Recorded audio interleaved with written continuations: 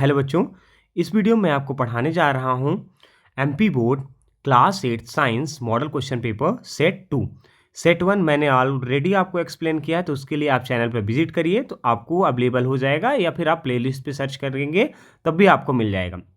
देखिए, मैंने आपके लिए आंसर्स के साथ ये सारे के सारे क्वेश्चंस लेके आया हूँ, क्योंकि मोस्ट ऑफ द स्टूडेंट जो मैंने प्रीवियस वीडियो बनाए थे तो वो कमेंट करके मुझे बोल रहे हैं कि सर आंसर्स के साथ सारा का सारा सलूशन हमको बताइए। तो बच्चों, आपके लिए मैं आंसर्स के साथ पूरे सलूशन लेके आ चुका हूँ। जो भी आपके मतलब क्वेश्चंस हैं उनके आंसर्स भी प्रॉपर तरीके से मेंशन है और हिंदी इंग्लिश एक्सप्लेनेशन के साथ अवेलेबल है। तो जो बच्चे हिंदी मीडियम के हैं उनके लिए भी ये वीडियो सेम हेल्पफुल है, क्योंकि आपका हिंदी मीडियम में केवल आपका क्या चेंज हो जाता है, आपका लैंग्वेज चेंज हो जाता है बच्चों। अगर हम बेसिक बात करें ना, जो लैंग्वेज के अलावा अगर बाकी सारी चीज़ें छोड़ दें तो हिंदी मीडियम और इंग्लिश मीडियम में कोई डिफरेंस नहीं होता। साइंस की बुक बिल्कुल सेम होती है बच्चों, ठीक है ना। तो चलिए बच्चों, बिना किसी देरी के वीडियो को स्टार्ट करते हैं। सबसे पहले हम जानेंगे कि हमारा एग्ज़ाम कितने मार्क्स का होता है बच्चों। तो हमारा एग्ज़ाम जो होता है वो 60 मार्क्स का होता है बच्चों, और जो हमारा टाइम दिया जाता है, कितना दिया जाता है, 2 आवर 30 मिनट का टाइम दिया जाता है। कितना टाइम दिया जाता है बच्चों, 2 आवर 30 मिनट का आपको जो टोटल टाइम मिलता है काहे के लिए, एग्ज़ाम को कंप्लीट करने के लिए, ठीक है।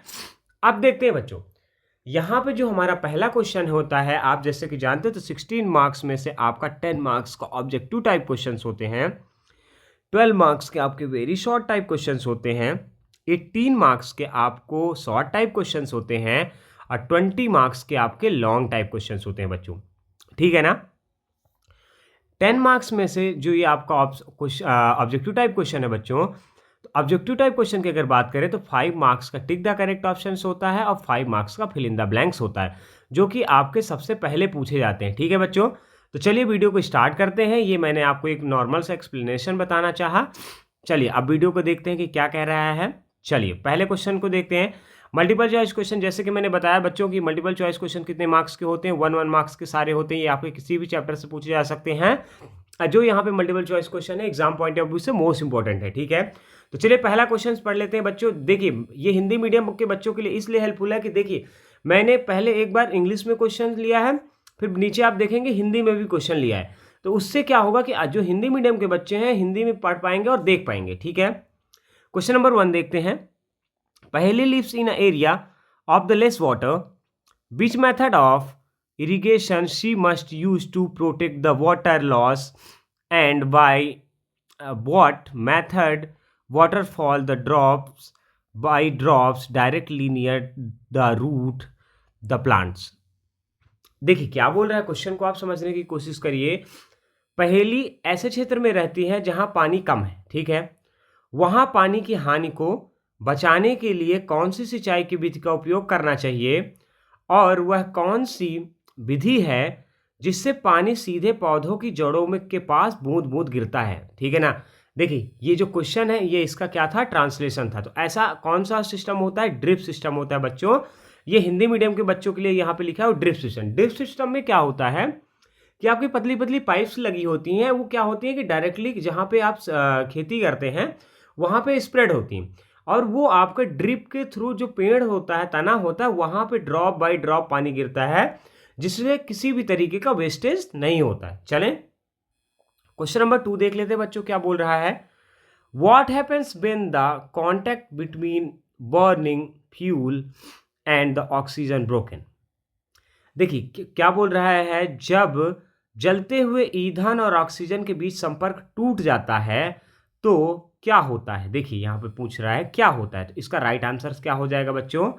इसका राइट आंसर जो हो जाएगा कंट्रोल ऑन फायर। क्या हो जाएगा, ये क्या हो जाएगा, इसका क्या हो राइट आंसर है, कंट्रोल ऑन फायर, मतलब आग पर नियंत्रण, ठीक है।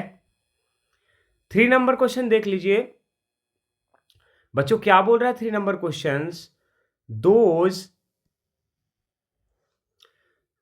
those species of plant and the animals that are found exclusively in particular area are। तो इसका हिंदी ट्रांसलेशन क्या हो जाएगा बच्चे, वो पौधे जो जानवरों की किस्म में विशेष रूप से एक विशिष्ट क्षेत्र में पाई जाती है वो कहलाती है। तो उसको क्या बोलेंगे, उसका राइट आंसर क्या हो जाएगा बच्चों, जो ए नंबर वाला है उसका हमारा राइट आंसर हो जाएगा। तो इसको हम क्या रीड करेंगे, इंडेमिक स्पीसीज। क्या रीड करेंगे बच्चों, इंडेमिक स्पीसीज। ठीक है, चलिए ये क्या कहलाता है, अंतःस्थलीय जातियां। इसको हम क्या बोलते हैं, अंतःस्थलीय जातियां हिंदी में। ठीक है, क्वेश्चन नंबर 4 देख लेते हैं। क्वेश्चन नंबर 4 क्या बोल रहा है, on passing the electric current through a solution the effect produce is. अब देखिए क्या बोल रहा है, जब विद्युत धारा को 1 बिलियन से प्रभावित किया जाता है तो उत्पन्न प्रभाव क्या होता है। तो क्या होता है, नंबर 1 केमिकल।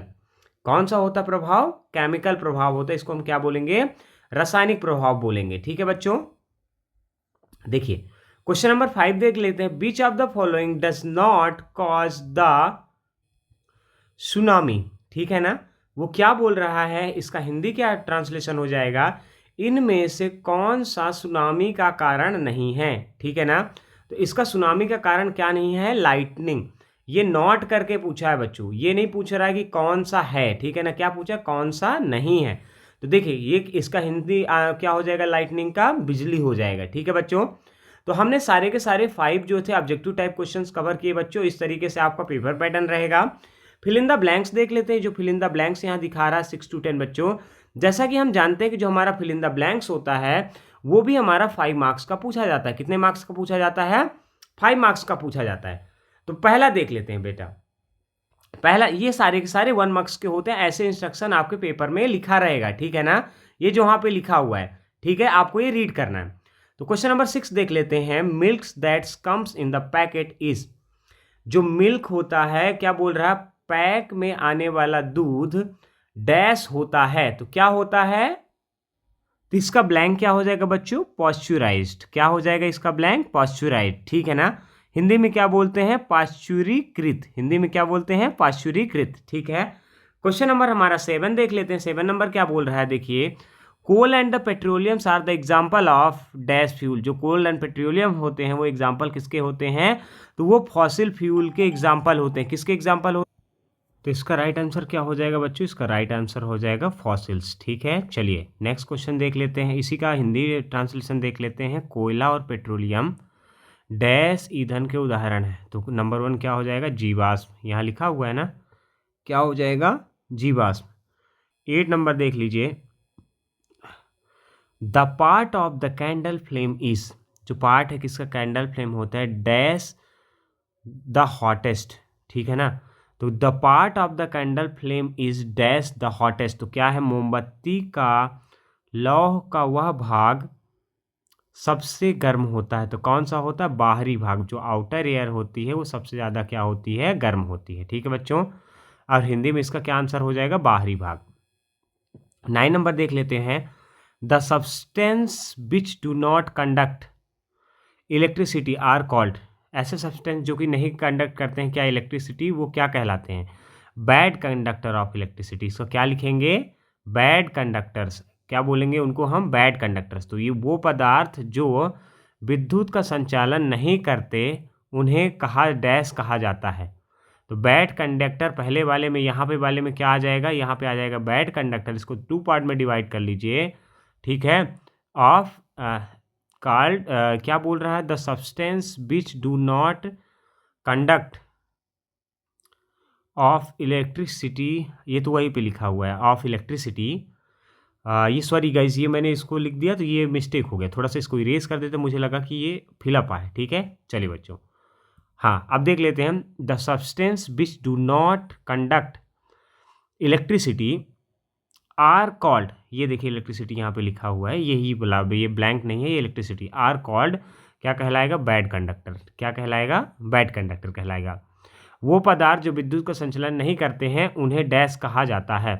तो क्या कहा जाता है, विद्युत का खराब चालक। मतलब ऐसे मान लीजिए खराब चालक बोल देंगे। ठीक है, चलिए क्वेश्चन नंबर 10 देख लेते हैं बच्चों। क्वेश्चन नंबर 10 क्या बोल रहा है, name the organism which can fix the atmospheric nitrogen in the soil. तो क्या हो जाएगा, इसका राइट आंसर क्या हो जाएगा बच्चा, इसका राइट आंसर हो जाएगा तो ये हो जाएगा नाइट्रोजन फिक्सिंग बैक्टीरिया। ये ब्लैंक में आएगा बेटा, यहाँ पे आपका नाइट्रोजन एटमॉस्फेरिक करके यहाँ पे डैश बन जाएगा, आपको यहाँ पे ये आंसर लिखना है। ठीक है, उन जीवों के नाम बताओ जो जो वायुमंडल नाइट्रोजन को मिट्टी में स्थिर कर सकते हैं, तो उनको क्या बोलते हैं? नाइट्रोजन स्थिर करने वाले बैक्टीरिया, या फिर राइजोबियम जो होता है उसको भी बोल देते हैं। ठीक है, चलिए बच्चों, अब यहाँ पे आ गए वेरी शॉर्ट टाइप क्वेश्चंस जो हमारा आ गया। वेरी शॉर्ट टाइप क्वेश्चंस कितने मार्क्स के होते हैं हम जानते हैं, 2 मार्क्स के होते हैं। कितने क्वेश्चन आते हैं? 6 क्वेश्चन आते हैं, टोटल 12 मार्क्स के हमसे पूछे जाते हैं। तो चलिए पहला क्वेश्चन देखते हैं बच्चों। पहला क्वेश्चन यहाँ पे क्या है हमारा? व्हाट इज कोक, यही ना है, what is coke, writes its use. देखिए, coke is a solid carbon rich materials obtain by heating coal in the absence of air. It is used to production of iron blast furnace and the manufacture of steels and as a fuel. तो देखिए इसका Hindi translation क्या हो जाएगा? देखिए, Coke एक ठोस carbon समृद्ध पदार्थ है जो कोयले को वायु की अनुपस्थित में गर्म करने से प्राप्त किया जाता है। वायु की अनुपस्थित में गर्म करके प्राप्त किया जाता है। इसका उपयोग धातु उत्पादन, स्टील निर्माण और ईंधन के रूप में किया जाता है। ठीक है बच्चों, नेक्स्ट क्वेश्चन देख लेते हैं। नेक्स्ट यहाँ पे 12 नंबर क्वेश्चन हमारा क्या बोल रहा है बच्चों? In amoeba reproduction is done by the binary fission. Is this method sexual or asexual? Explain. तो इसको क्या कैसे आप लिखेंगे? That reproductions in amoeba by binary fission is an asexual process where the single cell divides into two identical daughter cells. ठीक है, अब देखिए इसका हिंदी क्या निकल के आएगा? अमीबा में द्विगुणन द्वारा प्रजनन एक अवैज्ञानिक प्रक्रिया है। इसमें एकल कोशिका दो समान पुत्र कोशिकाओं में विभाजित हो जाती हैं। इसका हिंदी ट्रांसलेशन ये था बच्चों। ठीक है, देखिए, why do the most young people get pimple and acne on their faces during the adolescence. देखिए, अब इसका हिंदी मतलब क्या निकल के आएगा? किशोरावस्था में अधिकांश युवाओं को उनके चेहरे पर पिंपल्स और मुहासे क्यों होते हैं? ठीक है, तो इसका राइट आंसर क्या हो जाएगा बच्चा? During the adolescence hormonal changes lead to increase secretion of the oil from sebaceous gland which can clog and pause and lead to the pimple and acne. ठीक है, इसका हिंदी में क्या होगा बेटा? देखते हैं।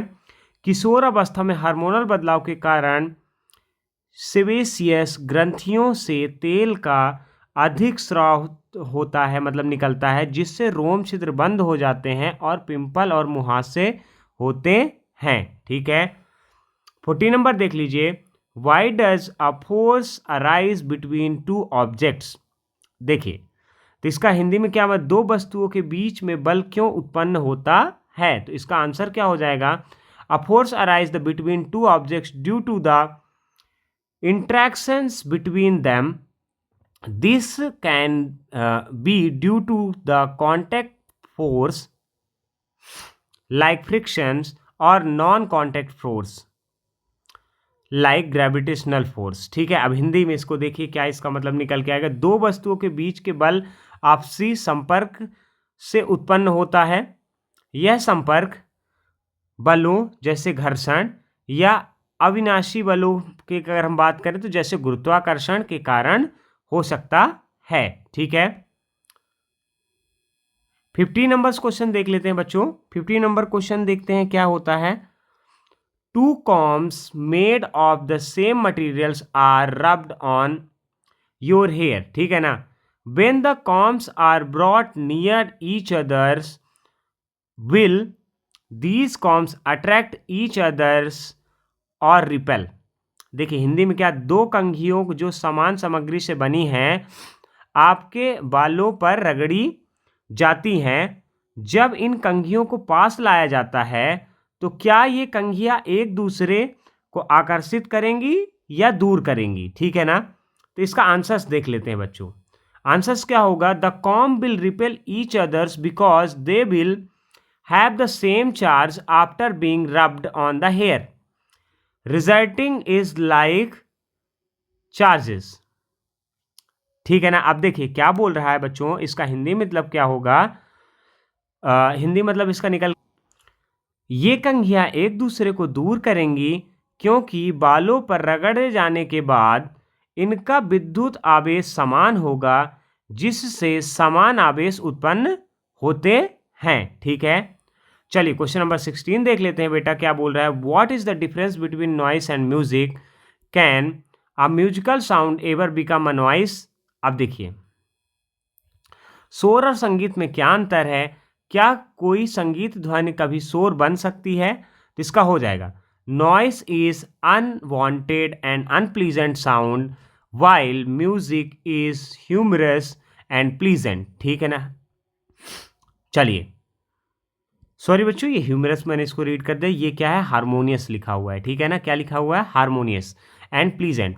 Yes, a musical sound can become the noise if it is excessively loud and disturbing. इसका हिंदी क्या मतलब, शोर अवांछित और अप्रिय ध्वनि होती है जबकि संगीत एक समन्वित और सुखद होता है। हाँ, यदि संगीत ध्वनि बहुत तेज या परेशान करने वाली हो तो वह शोर बन सकती है, ठीक है बच्चों। यहाँ पे हमने वेरी शॉर्ट टाइप सारे क्वेश्चंस यहाँ पे अटेंड किए, ठीक है ना। अब हम चलते हैं किस पे, शॉर्ट टाइप क्वेश्चंस हम कैसे लिखेंगे जो हमारे पास आने वाले हैं। तो शॉर्ट टाइप क्वेश्चन हम जैसे जानते हैं कि हर क्वेश्चन हमारा कितने मार्क्स के यहाँ पे लिखा हुआ कि ईच क्वेश्चन 30-40 वर्ड में लिखना है, ईच क्वेश्चन कैरीज 3 मार्क्स। तो देखिए क्वेश्चन नंबर 1 देख लेते हैं, question number 17, why more care is required to storing kerosene than coal even through the both are fuels। देखिए आंसर्स देखिए, इसका हिंदी क्या निकलेगा, कोयले के मुकाबले केरोसिन को अधिक सावधानी से क्यों रखना पड़ता है कोई जबकि दोनों ईंधन है। तो इसका आंसर देखिए, kerosene is highly volatile and the flammable whereas coal is solid and burns slowly। Kerosene can cause explosions if not stored properly, making it more hazardous than coal। अब देखिए इसका हिंदी देख लेते हैं बेटा, हिंदी क्या बोल रहा है, केरोसिन अत्यधिक वाष्पशील और ज्वलनशील होता है जबकि कोयला ठोस होता है, वह धीरे धीरे जलता है। केरोसिन को सही तरीके से ना रखा जाए तो इसमें विस्फोट हो सकते हैं जिससे यह कोयले से अधिक खतरनाक होता है, ठीक है। चलिए क्वेश्चन नंबर 18 देखते हैं बच्चों। क्वेश्चन नंबर 18 क्या बोल रहा है, why should be save paper, give examples of action by which we can save paper. अब देखिए इसका आंसर्स देख लेते हैं, हिंदी पहले देख लेते हैं, हमें कागज बचाना क्यों चाहिए, कागज बचाने के लिए हम कौन कौन सी क्रियाएं कर सकते हैं। तो देखिए पहले आंसर देख लेंगे फिर हिंदी में उसका आंसर देखेंगे। We should save paper to conserve the tree, reduce the waste and save energy. Action include using the both side of the paper, recycling, using digital copies and buying the recycled paper। अब इसका हिंदी क्या निकल के आएगा, देखिए हमें कागज बचाना चाहिए ताकि पेड़ बच सके, कचरा कम हो और ऊर्जा की बचत हो सके, ठीक है। इसके लिए हम कागज को दोनों पहलुओं का उपयोग कर सकते हैं, ठीक है ना। रिसाइकल कर सकते हैं, डिजिटल प्रतियों का उपयोग कर सकते हैं और पुनः नवीनीकरण कागज खरीद सकते हैं, ठीक है ना। चलिए क्वेश्चन नंबर हम देख लेते हैं 19 नंबर क्वेश्चन क्या बोल रहा है, ये बहुत बड़ा क्वेश्चन है, चलिए इसको अच्छे से रीड करते हैं, ठीक है ना। क्या बोल रहा है question number 9, what is metamorphic, write the various stage in the frog starting from the egg to adult, ठीक है ना। Does metamorphic take place in humans as well, if not then why, ठीक है। तो देखिए इसका हिंदी मीनिंग क्या है, रूपांतरण क्या है, ठीक है। मेढक के जीवन के विभिन्न चरणों को अंडे से लेकर वयस्क रूप तक लिखे, ठीक है ना। क्या मानव में भी रूपांतरण होता है, यदि नहीं तो क्यों?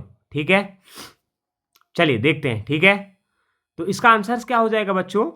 Metamorphic is the process of transformation, देखिए, from one life stage to another. In frogs it starts with an eggs, then tadpole, followed by the juvenile frog, and finally an adult frog. ठीक है, humans do not undergo metamorphic because they do not have distinct larvae and adult stage, ठीक है ना। They grow gradually, ठीक है। Okay, अब इसका Hindi meaning देख लेते हैं। देखिए, रूपांतरण वह प्रक्रिया है जिसमें जीवन के एक चरण से दूसरे चरण में परिवर्तन होता है। मेढक में यह अंडे से शुरू होकर फिर टेडपोल मतलब घोंघा, उसके बाद युवा मेढक और अंत में वयस्क मेढक तक होता है।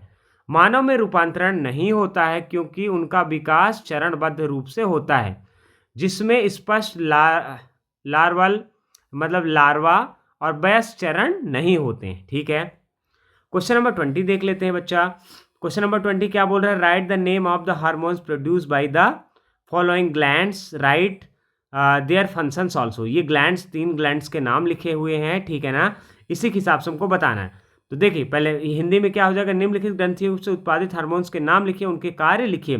पहला पिट्यूटरी ग्रंथ, एड्रेनल ग्रंथि और थायराइड ग्रंथ। तो देखिए, पिट्यूटरी ग्लैंड क्या होता है? प्रोड्यूस द ग्रोथ हार्मोन्स, ठीक है ना, एंड थायराइड स्टिमुलेशन हार्मोन्स। क्या क्या प्रोड्यूस करती है? Growth hormones and thyroid stimulation hormones को प्रोड्यूस करती कौन? Pituitary gland. अब एड्रेनल ग्रंथ, अगर ग्रंथ की बात करें या ग्लैंड की बात करें, तो प्रोड्यूस एड्रेनलाइन, एड्रेनलाइन, ठीक है। ओके, ये एक साइंटिफिक वर्ड है बच्चा, इसको क्या बोलते हैं? एड्रेनलाइन, ठीक है। अब देखते हैं, जो हमारी थायराइड ग्लैंड होती है उसमें क्या होता है? प्रोड्यूस क्या होता है इसमें? क्या प्रोड्यूस? थायरॉक्सिन, ठीक है ना। क्या होता है? थायरॉक्सिन प्रोड्यूस होता है। अब इसका हिंदी क्या हो जाएगा? वृद्धि हार्मोन्स में क्या होता है? थायराइड, और उत्तेजक हार्मोन्स होते हैं एड्रेनल। जो एड्रेनल होता है ग्रंथि, उसमें क्या होता है? एड्रेनलिन। ये देखिए, जो मैं वहाँ पे पढ़ रहा था वो लिखा हुआ है, इसमें प्रोड्यूस होता है, और इसमें थायरॉक्सिन प्रोड्यूस होता है, ठीक है बच्चों। चलिए 21 नंबर वाला देख लेते हैं बच्चों। What is a force? Force क्या है? Give the example of the contact and non contact force, ठीक है ना। आपको एग्जांपल देना है कॉन्टैक्ट और नॉन कॉन्टैक्ट फोर्स को, तो आप यहाँ पे पहले देख लीजिए इसका आंसर। देखिए, बल क्या है? संपर्क बल और असंपर्क बल का उदाहरण दे। तो आंसर क्या हो जाएगा? Force is any interaction that change the motion of an object. तो 2 तरीके के होते हैं, contact force and non contact force. Contact force में फ्रिक्शन हो जाता है और नॉन कॉन्टैक्ट फोर्स में ग्रेविटेशनल फोर्स हो जाती है। हिंदी में आप संपर्क बल, असंपर्क बल लिख लीजिए, घर्षण और गुरुत्वाकर्षण बल लिख लीजिए। बल वह क्रिया है जो कि किसी वस्तु की गति को बदल देती है, ठीक है ना। ये हिंदी ट्रांसलेशन होगा इसका। चलिए 2022 नंबर देख लेते हैं। It is safe for the electrician to carry the electrical repairs outdoors during the heavy downpour, example explain. अब आपको बताना, देखिए, क्या भारी बारिश के दौरान बाहरी क्षेत्र में विद्युत मरम्मत करना, हैवी रेन लिखा हो क्या? हाँ, डाउनपोर ही लिखा है ना। चलिए, इलेक्ट्रीशियन के लिए सुरक्षित है, समझाइए। तो इसका क्या हो जाएगा? No, it is not safe because water is a good conductor of electricity and the wet environment increase the risk of electric shock. नहीं, ये सुरक्षित नहीं है क्योंकि पानी विद्युत का एक अच्छा चालक है और गीला वातावरण विद्युत झटका लगने का खतरा बढ़ा देता है, ठीक है। अब लॉन्ग टाइप क्वेश्चन आ जाते हैं, इसमें 4 क्वेश्चन होते हैं बच्चों। ये 5 मार्क्स का एक होता है, 5 4 जा 20 मार्क्स के टोटल रहते हैं आपके, ठीक है ना। एग्जाम पैटर्न आपका यही है। अब चलिए हम देख लेते हैं 23 देख लेते हैं। What is irrigation? Describe the method of irrigation which conserve the water, ठीक है ना। क्या है सिंचाई? क्या है? पानी बचाने वाली 2 सिंचाई की विधियों का वर्णन कीजिए। तो पहला हमारा आंसर इसका इंग्लिश में देखेंगे, फिर हिंदी में देखेंगे। Irrigation is the process of the supplying water to crops and to aid growth. देखिए पहला क्या है, drip irrigation, water is delivered drop by drop directly to the root of the plants, reducing the water wastage. और sprinkler irrigation क्या होता है बच्चों, water is spread like a rainfall over the crops covering the area efficiently while conserving water. अब इसका हिंदी देख लीजिए। जो ड्रिप सिस्टम होता है उससे क्या होता है, पानी को सीधे पौधों की जड़ों तक बूंद बूंद करके पहुंचाया जाता है, जिससे पानी की बर्बादी कम होती है, ठीक है ना। स्प्रिंकलर सिंचाई देख लेते हैं। पानी को बारिश की तरह फसलों पर छिड़का जाता है, जिससे क्षेत्र में प्रभावी ढंग से कवरेज होता है और पानी बचता है, ठीक है। चलिए 24 नंबर देख लेते हैं। If the friction on the earth suddenly ends, how will air daily life B affected, ठीक है ना। अब देखिए क्या बोल रही है, पृथ्वी से घर्षण अचानक खत्म हो जाए तो हमारे दैनिक जीवन पर क्या प्रभाव पड़ेगा, ठीक है ना। हाउ विल, ये एयर हो गया, आवर होना चाहिए बच्चों, यहाँ पे क्या क्वेश्चन में क्या होना चाहिए, our, daily life will be affected, ठीक है ना। इसको आप चेंज कर लीजिएगा। तो क्या हो जाएगा, without friction it would be impossible to walk, drive vehicles even write, things would slide off surface and the vehicle could not stop, change directions, everyday tasks such as climbing stairs and sitting on a chair would be challenging। अब इसका हिंदी क्या निकल के आएगा बच्चा, बिना घर्षण के चलना, वाहन चलना, या यहाँ तक कि वाहन, देखिए बिना घर्षण के चलना, वाहन चलाना, यहाँ तक कि लिखना भी असंभव हो जाएगा। चीज़ें सतह से फिसलेंगी और वाहन ना तो रुक सकेंगे और ना ही दिशा बदल सकेंगे। सीढ़ियाँ चढ़ना, कुर्सी पर बैठना जैसे सामान्य कार्य भी चुनौतीपूर्ण हो जाएंगे। चलिए 25 नंबर क्वेश्चन देख लीजिए। What is the difference between noise and music. Noise और म्यूजिक के बीच में क्या डिफरेंस है, इसका दूसरा क्वेश्चन भी है इसमें। How can the noise pollution can be controls the residential areas, right 3 solutions. अब देखिए सबसे पहले हम पढ़ेंगे नॉइस क्या होता है, फिर बी नंबर बताएंगे, ठीक है ना। Noise is an unwanted and unpleasant sound, while music is a harmonious and the pleasant. Yes, the musical sound can become the noise if the excessively loud and disturbing, ठीक है ना। अब देखिए इसका सेकंड पॉइंट क्या हो जाएगा, noise pollution can be controlled by, noise pollution किससे कंट्रोल हो सकता है, installing the sound proof materials in the home and buildings, sound proof material install करिए होम और बिल्डिंग पे। फिर लिमिटिंग लाउड स्पीकर और मशीनरी नॉइस, ठीक है ना। Creating a designated quite zone, ठीक है बच्चों। अब इसका हिंदी देख लीजिए, हिंदी में इसका क्या मतलब निकलता है, शोर एक अवांछनीय और अप्रिय ध्वनि होती है जबकि संगीत समन्वित और सुखद होती है। हाँ, यह संगीत ध्वनि थोड़ा तेज परेशान करने वाली हो तो वह शोर बन सकती है, ठीक है ना। अब देखिए नंबर बी इसका देख लीजिए, बी नंबर का आंसर, ध्वनि प्रदूषण को नियंत्रित करने के लिए घरों और इमारतों को ध्वनि रोधी सामग्री लगाना चाहिए, ठीक है ना। लगाना आप अगर लगाते हैं तो ध्वनि आपको पोल्यूशन, जो नॉइस पोल्यूशन वो रुक जाता है। लाउड स्पीकर या मशीनरी ध्वनि को सीमित करना या फिर शांत क्षेत्रों के लिए निर्धारित जोन बनाना, ठीक है। चलिए लास्ट क्वेश्चन है 26 नंबर वाला क्वेश्चन देख लेते हैं बच्चों। The night birds owl have large corona, ये कोरोना, सॉरी बच्चों इसको मैंने गलती से गलत रीड कर दिए थे, क्या है, cornea and the large प्यूपिल, how does this structures help them, ठीक है ना। अब देखिए इसका हिंदी मीनिंग क्या होगा, रात में उड़ने वाले पक्षी की उनकी जो कॉर्निया होती है वो क्या होती है, बड़ी पुतली होती है, यह संरचना उन्हें कैसे मदद करती है। अब देखिए इसका आंसर क्या हो जाएगा, पहले क्वेश्चन का आंसर देख लेते हैं फिर सेकंड का देख लेते हैं, ठीक ना। The large cornea and the पुतलीज in owls allows more light to enter which helps them to see in the low light condition. देखिए इसका आंसर क्या हो जाएगा, उल्लू की जो उल्लू में बड़ी कॉर्निया और पुतली अधिक रोशनी को अंदर जाने देती हैं, जिससे वो क्या कर पाते हैं, जिससे वो प्रॉपर तरीके से अधिक ज़्यादा मात्रा में रात में भी देख पाते हैं। ठीक है ना, ऐसा। अब बी नंबर क्वेश्चन देख लीजिए। The humans eyes has the convex lens and, पहले क्वेश्चन नहीं पढ़ा, sorry. Which lens is present in the human eyes, where is the image of object formed. अब देखिए ये क्या बोल रहा है, in the human eyes has the convex lens, the image of an object is form in retina. ये क्या बोल रहा है हिंदी में कि ह्यूमन आइज में कौन सा हमारा लेंस है, कॉन्वेक्स लेंस है। The image of an object is form on the retina, जो इमेज होती है वो कहाँ पे फॉर्म होती है, हमारे रेटिना में फॉर्म होती है। बच्चों मैंने पूरी कोशिश किया है, क्योंकि साइंस मेरा मेन सब्जेक्ट नहीं है, उसके बाद भी मैंने आपको पढ़ाने का इसको प्रॉपर तरीके से कोशिश किया है। आपके ने बार बार रिक्वेस्ट किया था कि साइंस का वीडियो सर लेके आइए, तो होप करता हूँ कि ये वीडियो आपके लिए हेल्पफुल रहेगा। अगर वीडियो हेल्पफुल रहेगा तो चैनल को ज़रूर लाइक करिएगा, चैनल को सब्सक्राइब करिएगा, वीडियो को लाइक करिएगा और अपने दोस्तों के साथ प्लीज़ शेयर करिए। चलिए मिलते हैं नेक्स्ट वीडियो पे।